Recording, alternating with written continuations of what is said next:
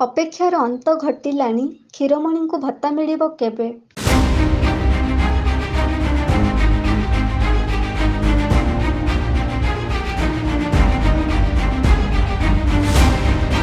କେନ୍ଦୁଝର ଜିଲ୍ଲା ସଦର ବ୍ଲକ ଅନ୍ତର୍ଗତ ମଇଦାନକେଲ ଗ୍ରାମ ପଞ୍ଚାୟତର ବାରଖଣ୍ଡା ଗ୍ରାମର 14 ନମ୍ବର ୱାର୍ଡରେ ଘରଦ୍ୱାର କରି ରହିଛନ୍ତି ବିଧବା କ୍ଷୀରମଣି ମହାନ୍ତ।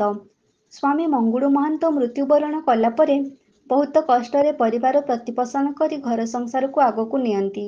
ପୁଅ ଝିଅକୁ ବାହାଘର କରି ନାତି ନାତୁଣୀଙ୍କ ବାହାଘର ମଧ୍ୟ ହୋଇସାରିଲାଣି।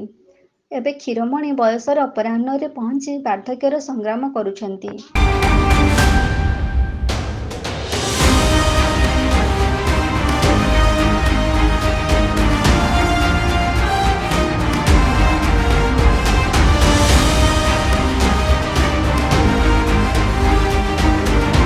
ବୟସର ଅନ୍ତିମ ସମୟରେ ଜୀବନ କାଟୁଥିବା ବେଳେ ବର୍ତ୍ତମାନ ସୁଦ୍ଧା ସେ ବାର୍ଦ୍ଧକ୍ୟ ଭତ୍ତାରୁ ବଞ୍ଚିତ ରହିଛନ୍ତି। 5-6 ବର୍ଷ ହେଲାଣି ବାର୍ଦ୍ଧକ୍ୟ ଭତ୍ତା ପାଇବା ପାଇଁ କେତେ ଯେ ସଂଘର୍ଷ ସେ ନ କରିଛନ୍ତି, କାହା ଗଡ଼ ସେ ନ ଧରିଛନ୍ତି। ତଥାପି ବାର୍ଦ୍ଧକ୍ୟ ଭତ୍ତା ଗଣ୍ଡିଏ ପାଇବା ପାଇଁ ଆଜି ପର୍ଯ୍ୟନ୍ତ ଚେଷ୍ଟା କରି ଚାଲିଛନ୍ତି। ହେଲେ ଏହି ପରିଣତ ବୟସରେ ବି ଭତ୍ତା ପାଇବାରୁ ବଞ୍ଚିତ ରହିଥିବା ଏ ବୃଦ୍ଧା ବିଧବା ମହିଳାଙ୍କ ଦୁଃଖ ବୁଝୁଛି କିଏ? ପ୍ରଶାସନ ନା ଲୋକପ୍ରତିନିଧି?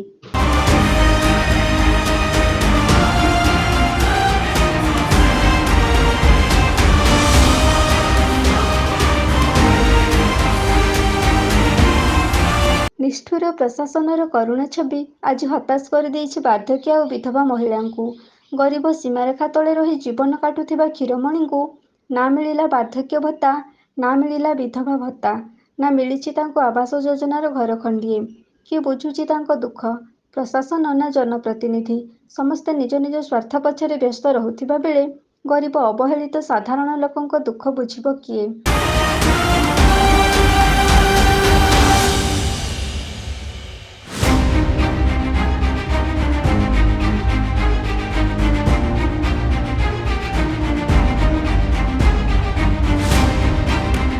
ପ୍ରଶାସନର ଖାମଖିଆଲି ମନୋବୃତ୍ତି, ଲୋକପ୍ରତିନିଧିମାନଙ୍କ ସେବା ମନୋବୃତ୍ତିକୁ ଜଳାଞ୍ଜଳି ଦେଇ ଆଜି ନିଷ୍ଠୁରତାର କରୁଣ ପ୍ରତିଛବି ଗ୍ରାସ କରୁଛି ଜନସାଧାରଣଙ୍କୁ।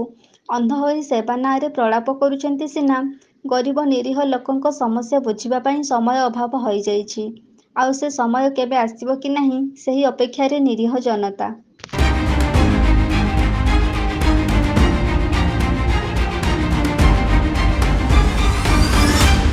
ସଦରରୁ ରମେଶ ଚନ୍ଦ୍ର ନାୟକଙ୍କ ରିପୋର୍ଟ, ଏବି ନ୍ୟୁଜ।